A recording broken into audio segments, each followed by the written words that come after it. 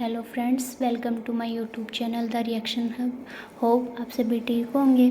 तो जैसा कि आपको पता है, हमने चाइल्ड डेवलपमेंट एंड पेडागोजी की सीरीज़ स्टार्ट कर रखी है। उसमें से हमारे 4 से 5 लेक्चर कंप्लीट हो चुके हैं। होप आपको समझ में आ रही होंगी चीज़ें। आज हमारा जो नेक्स्ट टॉपिक है वो है Erik Erikson psycho social development theory. ठीक है, तो एरिक एरिक्सन हमने ग्रोथ एंड डेवलपमेंट वाले में पढ़ा था। इन्होंने एडोलसेंस को क्या बताया था, आइडेंटिटी एंड क्राइसिस की स्टेज बताया था कि किसने, एरिक एरिक्सन ने। ठीक है, इन्होंने साइको सोशल डेवलपमेंट की थ्योरी दी है। साइको सोशल मतलब, साइको मतलब नाम से माइंड में क्या आता है, मन से रिलेटेड है कोई चीज़, है ना। और सोशल मतलब सामाजिक, तो साइको सोशल मतलब मनोसामाजिक। ठीक है, मनोसामाजिक। ठीक है, मनोसामाजिक डेवलपमेंट यानी कि बच्चा है ना बच्चा किस तरीके से उसकी डेवलपमेंट होती है। ठीक है, तो उसके बारे में इन्होंने थ्योरी दी है। तो पहले थोड़ा सा एरिक एरिक्सन के बारे में पढ़ लेते हैं। एरिक एरिक्सन ने साइको सोशल डेवलपमेंट थ्योरी दी है। और इन्होंने क्या दिया है, बेसिकली इन्होंने 2 बुक भी लिखी हैं। ठीक है, बुक जैसे कि मैंने बताया था एडोलसेंस वाले में आइडेंटिटी एंड क्राइसिस की बात करते हैं, तो इनकी बुक का नाम है आइडेंटिटी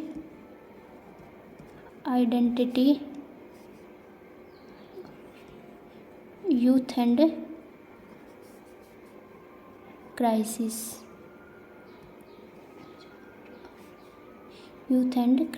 ठीक है, और दूसरी बुक लिखी इन्होंने चाइल्डहुड एंड सोसाइटी। ठीक है, चाइल्डहुड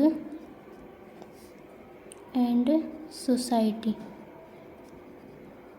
ठीक है, ये थी एरिक एरिक्सन के बारे में बात। और जो एरिक एरिक्सन है ना, ये क्या है बेसिकली, एरिक एरिक्सन स्टूडेंट हैं किसके, सिगमंड फ्रॉइड के। ठीक है, जिसके बारे में हम आगे जाके पढ़ेंगे, स्टूडेंट ऑफ सिगमंड फ्रॉइड। ठीक है, सिगमंड फ्रॉइड FREUED। ठीक है, सिगमंड फ्रॉइड के स्टूडेंट हैं जिन्होंने साइको सेक्सुअल थ्योरी के बारे में बात की। ठीक है,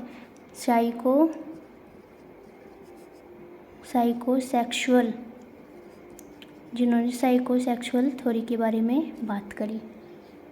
ठीक है, तो ये था एरिक एरिक्सन के बारे में। और अब हम आज क्या पढ़ेंगे, एरिक एरिक्सन ने क्या दी है, लाइफ स्पैन डेवलपमेंट थ्योरी। ठीक है, लाइफ स्पैन डेवलपमेंट थ्योरी। ठीक है, लाइफ स्पैन डेवलपमेंट थ्योरी। तो इन्होंने क्या कहा, लाइफ स्पैन मतलब क्या होता है, बच्चे के जन्म से लेकर डेथ तक। ठीक है, कोई भी इंडिविजुअल है, उसकी जो बर्थ टू डेथ यानी कि जन्म से लेकर डेथ तक उसकी जो पर्सनैलिटी है ना, वो 8 स्टेजेस में डेवलप होती है। ठीक है, तो क्या होती है, इन्होंने क्या बताया कि जो पर्सनैलिटी है, पर्सनैलिटी डेवलप इन 8 स्टेजेस। ठीक है, पर्सनैलिटी डेवलप इन 8 स्टेजेस। ठीक है, एरिक एरिक्सन ने लाइफ स्पैन डेवलपमेंट थ्योरी दी, जिसमें इन्होंने बताया कि जो एवरी इंडिविजुअल है बर्थ टू डेथ देकर उसकी जो पर्सनैलिटी है वो 8 स्टेजेस में डेवलप होती है। ठीक है, और हर स्टेज में क्या होता है, एक कॉन्फ्लिक्ट होता है। ठीक है, और एक वर्च्यू होता है। ठीक है, in each stage A conflict and virtue is present। ठीक है, हर स्टेज में क्या होता है, एक कॉन्फ्लिक्ट होता है, एक संघर्ष होता है, और एक वर्च्यू यानी कि एक गुण होता है। ठीक है, एक गुण होता है और एक संघर्ष या फिर मैं कहूँ द्वंद्व होता है। जैसे कि हम देखते हैं हमारे जो रियल लाइफ एग्जांपल है, मान लो कि कोई बंदा, उसके सामने बहुत सारी डिफ़िकल्ट सिचुएशन आई। ठीक है, और वो हर डिफ़िकल्ट सिचुएशन को पार करते करते एक सक्सेसफुल पर्सन बन गया। ठीक है, तो वैसे बेसिकली क्या हुआ, उसके सामने कॉन्फ्लिक्ट्स थे बहुत सारे। ठीक है, तो उन्होंने उस कॉन्फ्लिक्ट को पार करके एक सक्सेसफुल पर्सन बन गया। तो जो बेसिक डिफ़िकल्ट सिचुएशन थी वो क्या थी, कॉन्फ्लिक्ट थी, और एक एक वो सक्सेसफुल पर्सन बन गया, वो एक वर्च्यू हो गया उसके अंदर, ठीक है। तो जैसे तो इन्होंने क्या कहा कि 8 स्टेजेस होती हैं, डेवलपमेंट होती है 8 स्टेज में, और हर स्टेज में एक कॉन्फ्लिक्ट होता है और एक वर्च्यू होता है, ठीक है। तो इंडिविजुअल है यानी कि कोई भी बच्चा है, जैसे ही एक कॉन्फ्लिक्ट सामने आए, अगर वो कॉन्फ्लिक्ट को पार कर लेता है तो उसके अंदर एक वर्च्यू डेवलप हो जाता है, ठीक है। बट अगर वो कॉन्फ्लिक्ट को पार नहीं कर पाता है तो उसके अंदर एक द्वंद चलता रहता है कि भाई मैं इस चीज़ के लिए नहीं कैपेबल हूँ, मैं ये चीज़ नहीं कर सकता। कहीं ना कहीं उसके अंदर सेल्फ डाउट क्रिएट हो जाते हैं, कहीं ना कहीं उसको चीज़ों को लेकर डर लगने लगता है, ठीक है। तो ये सब चीज़ों के बारे में हम आज पढ़ेंगे, ठीक है। हेलो फ्रेंड्स, तो जैसे कि हमने लाइफ स्पैन डेवलपमेंट थ्योरी की 8 स्टेजेस के बारे में बात करी थी, तो ये रही हमारे पास वो 8 स्टेजेस, ठीक है। तो हम एक को कर के सारी स्टेजेस को समझेंगे, ठीक है। तो सबसे पहले जो हमारे पास हमने क्या देखा था कि हर स्टेज में एक कॉन्फ्लिक्ट होगा, ठीक है, एक कॉन्फ्लिक्ट होगा और एक वर्च्यू डेवलप होगा, ठीक है।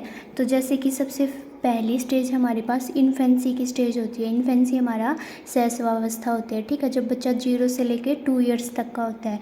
तो उसके अंदर कॉन्फ्लिक्ट क्या होते हैं, ट्रस्ट वर्सेस मिसट्रस्ट के, और इम्पोर्टेंट इवेंट क्या होता है, फीडिंग, और वर्च्यू क्या डेवलप होता है बच्चे के अंदर, होप का, ठीक है। तो बेसिकली ये क्या है, मान लो बच्चा है, ठीक है, इन्फेंसी में यानी कि 0 to 2 ईयर्स के बीच की बात हो रही है। अगर बच्चे को प्रॉपर केयर मिली है, प्रॉपर नरिशमेंट मिली है, अच्छे से उसका ख्याल रखा गया है, प्रॉपर उसकी फीडिंग हुई है, तो बच्चे के अंदर क्या होगा, ट्रस्ट की फीलिंग डेवलप होगी, और ट्रस्ट की फीलिंग डेवलप होगी तो उसके अंदर एक होप का वर्च्यू आएगा, यानी कि ट्रस्ट और मिसट्रस्ट का कॉन्फ्लिक्ट था, ठीक है। तो उसके अंदर अब क्या हुआ, उसने इस चीज़ को पार कर दिया और उसके अंदर ट्रस्ट की डेवलप हुई, तो उसके अंदर जो क्या होगा, वर्च्यू कौन सा डेवलप होगा, होप का। बट अगर मान लो उसकी प्रॉपर फीडिंग नहीं हुई, प्रॉपर केयर नहीं हुई, तो कहीं ना कहीं उसको मिसट्रस्ट होगा कि भाई ना क्या रीज़न थे जो मेरी ऐसे अच्छे तरीके से ख्याल नहीं रखा गया, तो उसके अंदर कहीं ना कहीं क्या होता है, जो ट्रस्ट की फीलिंग नहीं आती, ठीक है। तो इस तरीके से क्या होता है, कॉन्फ्लिक्ट आ जाता है बच्चे के अंदर।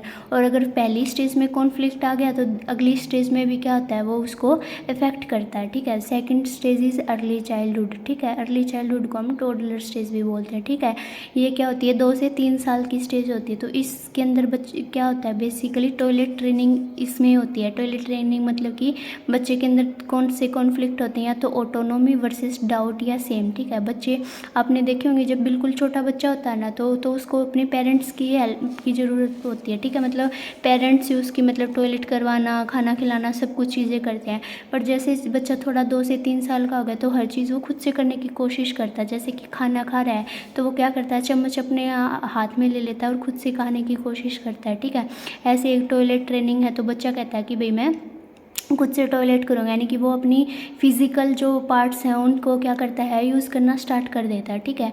तो अगर मान लो बच्चे ने टॉयलेट किया, ठीक है, और मान लो या बच्चे ने खाना खाया, उसने अच्छे से खाना खाया, फिर वो खाना खा रहा है, मान लो बिखेर भी रहा है, बट जो पेरेंट्स हैं उन्होंने उसको डांटा नहीं, बल्कि उसको मतलब कि उसकी सराहना की, उसको प्रेज़ किया, भाई हाँ वेरी गुड बेटा, ऐसे ही करते हैं। तो उसके अंदर क्या होगी, एक ऑटोनोमी की फीलिंग आएगी, स्वायत्ता की फीलिंग आएगी, यानी कि भाई वह कर सकता है। और अगर वो कर सकता है तो उसके अंदर कौन सा वर्च्यू होगा, विल का वर्च्यू डेवलप होगा, ठीक है। बट अगर मान लो बच्चा है और उसने अच्छे से टॉयलेट नहीं किया, ठीक है, अच्छे से खाना खाया नहीं खाया, और पेरेंट्स ने उसको डांट दिया, तो कहीं ना कहीं बच्चे के अंदर डाउट आएगा कि भाई ये मैं तो ये चीज़ कर ही नहीं सकता, उसको कहीं ना कहीं शेम फील होगी, और ये बच्चे के अंदर क्या हो गया, कॉन्फ्लिक्ट डेवलप हो गया। अब ये कॉन्फ्लिक्ट क्या होगा, थर्ड स्टेज में उसको कहीं ना कहीं अफेक्ट करेगा।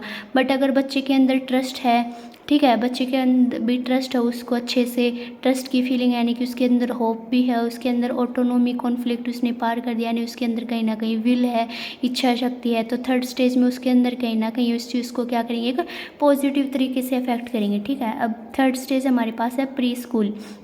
प्री स्कूल स्टेज होती है हमारी 3 to 5 ईयर्स, यानी कि 3 से लेके 5 साल। तो इसमें क्या होता है, बच्चा एक्सप्लोर करता है खुद से, ठीक है, एक्सप्लोरेशन, यानी कि बच्चा हर चीज़ को खुद से करने की कोशिश करता है। तो इसमें क्या कॉन्फ्लिक्ट होते हैं, इनिशिएटिव वर्सेस में गिल्ट, ठीक है, यानी कि बच्चा हर चीज़ को खुद से करने की कोशिश करता है, एक्सप्लोर करता है। अब अगर वहीं पर है, अगर मान लो उसको प्रेज़ कर दिया गया कि भाई हाँ ऐसे, मान लो पज़ल है, बच्चा पज़ल करने की कोशिश करता है, बच्चा क्या करता है, चीज़ों को बॉक्सेस हैं जैसे, तो उनको इकट्ठा करके उनको एक एक लेवल में करने की कोशिश करता है। तो अगर उनको प्रेज़ कर दिया गया तो उसके अंदर कहीं न कहीं इनिशिएटिव का कॉन्फ्लिक्ट उसका हो जाए, इनिशिएटिव को वो पार कर लेगा, यानी कहीं न कहीं उसके अंदर ये चीज़ आएगी कि भी हाँ, मैं ये चीज़ कर सकता हूँ, ठीक है।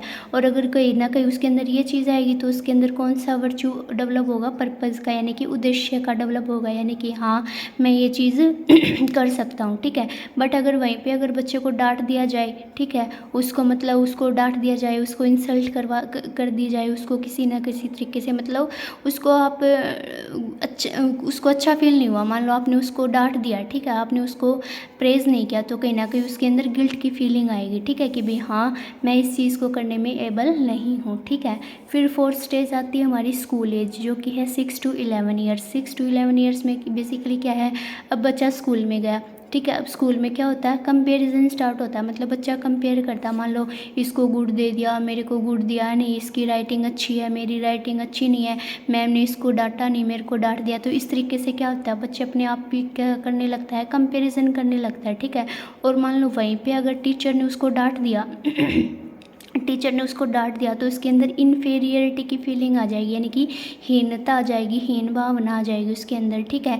मतलब तो अब हीन भावना आ गई तो उसके अंदर एक कॉन्फ्लिक्ट हो गया कि भी उसको ऐसे टीचर से चिढ़ होने लगेगी, पढ़ाई में से भी उसको चिढ़ होने लगेगी, भी हाँ, मैं नहीं करूँ, कितना ही कर लो, मैडम तो मेरे को डांटती रहती है हमेशा, टीचर मेरे को हमेशा डांटता ही रहता है। तो इस तरीके से एक इन्फीरियर फीलिंग हो जाती है बच्चे की। लेकिन वहीं पर अगर मान लो बच्चे ने काम किया है, टीचर ने उसको प्रेज़ कर दिया, ठीक है, टीचर ने उसको मान लो अच्छा बोल दिया, टीचर ने उसकी तारीफ़ कर दी, तो कहीं न कहीं उसके अंदर ये फीलिंग आती है इंडस्ट्री की, यानी कि मैं और अच्छा काम करूँ और अच्छा परिश्रम करूँ ताकि मैडम मेरे को और अच्छा प्रेज़ करे। तो इसके अंदर बच्चे के अंदर क्या होते हैं, कॉम्पिटेंस, यानी कि योग्यता का वर्च्यू डेवलप होता है, ठीक है। अब हमारे पास आती है 5th स्टेज एडोलसेंस, जो आपको अच्छे से समझ में आ चुकी होगी क्योंकि मैंने इसको बहुत अच्छे से एक्सप्लेन किया था। एडोलसेंस होती है 12 to 18 ईयर्स। इसमें क्या होती है, basically identity versus role confusion, ठीक है। और जो इम्पोर्टेंट इवेंट जैसे कि सोशल रिलेशनशिप बोल सकते हैं, यानी कि इसमें बच्चे को रहता है कि भाई मेरे को क्या करना चाहिए, मेरी क्या मेरे मतलब क्या मेरी योग्यताएं हैं, क्या मेरी एबिलिटीज़ हैं, मेरा समाज में क्या योगदान है, मेरे सोशल रिलेशनशिप कैसे हैं। तो अगर उसको ये चीज़ें उसको समझ में आ जाएं, ठीक है, वो आइडेंटिटी कर लेता है, तो कहीं ना कहीं उसके अंदर फिडेलिटी का गुण, यानी कि निष्ठा उसके अंदर डेवलप होती है। बट अगर वो चीज़ें नहीं पहचान पाए तो उसके अंदर क्या होता है, रोल कन्फ्यूजन हो जाता है, ठीक है। फिर कन्फ्यूजन आ जाएगा तो उसके अंदर दिमाग के अंदर चीज़ें चलेंगी और फिर कहीं ना कहीं वो उसको क्या करेंगे, उसको मेंटल हेल्थ को भी अफेक्ट करेंगे, ठीक है। तो ये क्या हो गया, कॉन्फ्लिक्ट हो गया बच्चे के अंदर, ठीक है। फिर है फिर हो गया हमारे पास यंग एडल्टहुड, ठीक है, या फिर स्टार्टिंग एडल्टहुड भी बोल सकते हैं इसको। तो यंग एडल्टहुड में बेसिकली क्या होता है, रिलेशनशिप हो गया, भाई हमने 18 हो गया, मान लें 19 to 40 ईयर्स की बात हो रही है, तो 19 to 40 ईयर्स में बेसिकली क्या होता है, करियर की बात होगी। मान लो हमारा करियर सेटल हो गया, फिर हम पार्टनर ढूंढते हैं, ठीक है, पार्टनर मिल गया। अब अगर मान लो हमारा रिलेशनशिप अच्छा चल रहा है, अगर अच्छा रिलेशनशिप चल रहा है तो हमारे अंदर क्या होगी, इंटीमेसी होगी, मतलब कि हमारी जो आपस में अच्छी बॉन्डिंग होगी और हमारे अंदर कौन सा वर्च्यू डेवलप होगा, लव का वर्च्यू डेवलप होगा।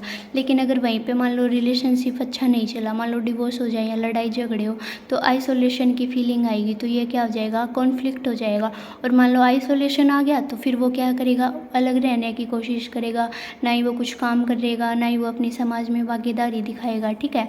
फिर आता है हमारा मिडल एडल्टहुड। मिडल एडल्टहुड इस 40 से लेके 65 ईयर्स तक। इसमें बेसिकली क्या होता है, जनरेटिविटी वर्सेस स्टैग्नेशन, ठीक है। और यहाँ पे मतलब क्या है कि मान लो करियर भी सेट कर लिया, अच्छे से शादी होगी, रिश्ते भी अच्छे से चल रहे हैं, अब मान लो बच्चे हो गए तो बेसिकली यहाँ पे हम पेरेंटहुड की बात करते हैं, ठीक है भाई। मान लो अब हम बच्चों की केयर कर रहे हैं, उनको एक फ्यूचर की बात कर रहे हैं, अच्छे उनकी एजुकेशन की बात कर रहे हैं, सोसाइटी में भी अपने योगदान दे रहे हैं, ठीक है।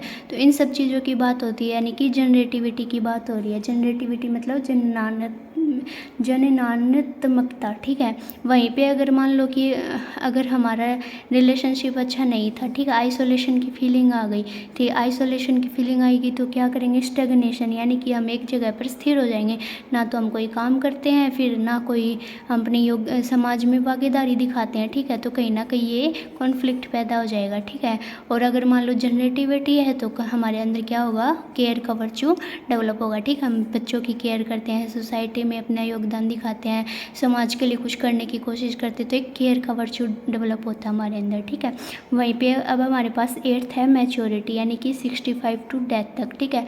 अब मान लो सारी चीज़ें हो गई, मान लो बच्चे भी हो गए हैं, ठीक है, हमने समाज में भी योगदान दिया है, अच्छे से कर रही हैं चीज़ें, तो हम अपने आप को क्या समझेंगे, अपने आप तो इस स्टेज में क्या करता है अपनी लाइफ की तरफ देखता है, पीछे मुड़ के देखता है इंसान कि भाई हाँ मैंने अच्छे से सारी चीज़ें की, अच्छे से रिश्ते निभाए, अच्छे से बच्चों की केयर की है, अपनी सोसाइटी में भी योगदान दिया। तो इस तरीके से वो अपने आप को क्या मानता है, पूर्ण मानता है, यानी कि इंटीग्रेशन की फीलिंग आती है इंसान के अंदर, ठीक है। वहीं पर अगर मान लो कि उसे लगता है कि यार मेरा तो रिलेशन भी अच्छा नहीं रहा, बच्चों के साथ भी अच्छी बॉन्डिंग नहीं हुई है, तो बेसिकली क्या आता है उसके अंदर एक डिसअपेयर की फीलिंग आती है, यानी कि निराशा आती है, ठीक है।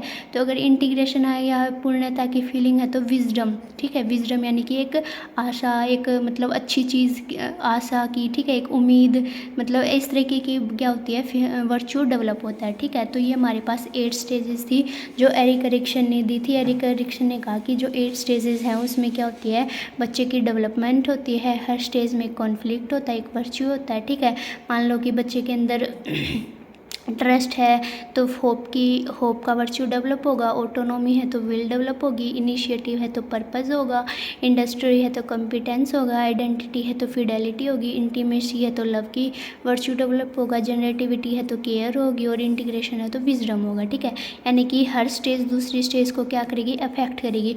वहीं पे अगर मान लो डाउट या शेम है तो बच्चे के अंदर गिल्ट आ जाएगा, इन्फीरियरिटी की फीलिंग होगी, फिर आगे जाके उसको रोल कन्फ्यूजन भी होगा, क्योंकि पहले की स्टेजेस उसकी अच्छे से क्लियर नहीं है, कहीं ना कहीं वो आइसोलेशन में भी जा सकता है, स्टैग्नेशन भी हो सकता है, मान लो एक जगह सिर हो जाए, कुछ भी ना करे और डिसअपेयर, एक निराशा की भी फीलिंग हो सकती है, ठीक है। तो हर स्टेज में क्या होता है कि मतलब बच्चे इसीलिए तो बोला जाता है कि भी फैमिली से बच्चा बहुत कुछ चीज़ें सीखता है, इन्वायरमेंट से सीखता है, स्कूल से सीखता है। तो अगर उसको प्रॉपर नरिशमेंट दी जाए, उसको प्रॉपर केयर की जाए, उसको मतलब एक अच्छी बॉन्डिंग हो पेरेंट्स के साथ भी, पीयर्स ग्रुप अच्छा मिले, तो हर तरीके की चीज़ उसको क्या करेंगे, अफेक्ट करेंगे, ठीक है। तो ये था हमारा आज का लेक्चर। होप आपको समझ में आया होगा, चीज़ें आपको अच्छी लगी होंगी, कमेंट करके ज़रूर बताना। Thank you so much.